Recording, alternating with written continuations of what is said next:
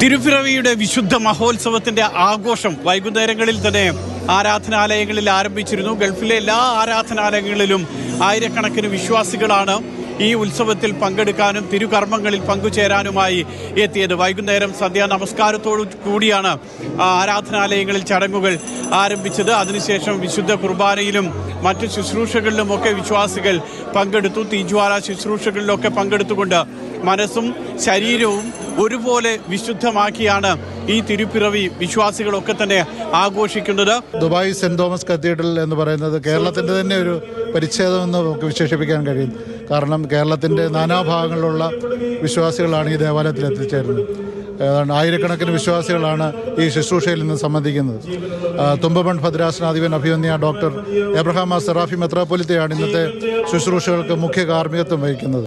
ദുബായിലും അബുദാബിയിലും ഷാർജയിലും എല്ലാമായി ആരാധനാലയങ്ങളിലെ ആഘോഷം പുലർച്ചെ വരെ നീണ്ടു നിൽക്കുകയും ചെയ്തു.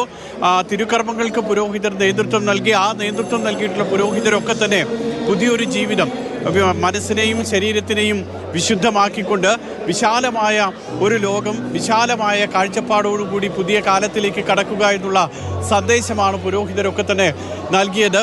Abu Dhabi, Al Ain, Fujairah, Ras al Khaimah തുടങ്ങിയിട്ടുള്ള ആരാധനാലയങ്ങളിലൊക്കെ തന്നെ മലയാളികൾ അടക്കമുള്ള ആയിരക്കണക്കിന് വിശ്വാസികളെത്തി.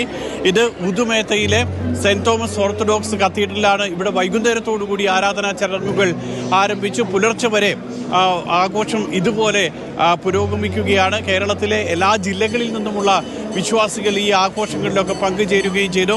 നമുക്ക് നോർമലി പള്ളിയിൽ വരുമ്പോൾ നമുക്ക് നാട്ടിലുള്ള എല്ലാവരെയും കാണാം. അപ്പോൾ അധികം മിസ്സിങ് വരുന്നില്ല. നമുക്ക് നമ്മുടെ വീട്ടിലൊന്നും കൂടാൻ പറ്റാത്ത ഒരു ക്രിസ്മസും പുതുപ്പിറവിക്ക് നമുക്ക് ഇവിടെ ഇപ്പോൾ ഇതുപോലെ ഒരു സ്ഥലത്ത് ഇങ്ങനെ കൂടാൻ പറ്റുന്ന വലിയൊരു കാര്യം തന്നെയാണ്. നാട് ഒരുപാട് മിസ് ചെയ്യുന്നുണ്ടല്ലോ. അപ്പോൾ ഇവിടെ വരുമ്പം ആ ഒരു മിസ്സിങ് മാറുന്നുണ്ട്.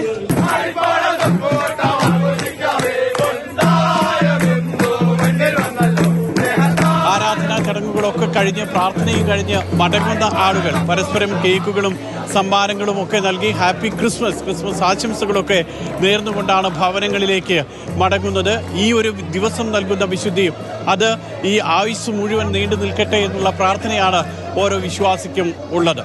ദുബായിൽ നിന്നും മുഷീർ കൊടിയിലൊപ്പം സുരേഷ് വെളിവിട്ടം, മാതൃഭൂമി ന്യൂസ്.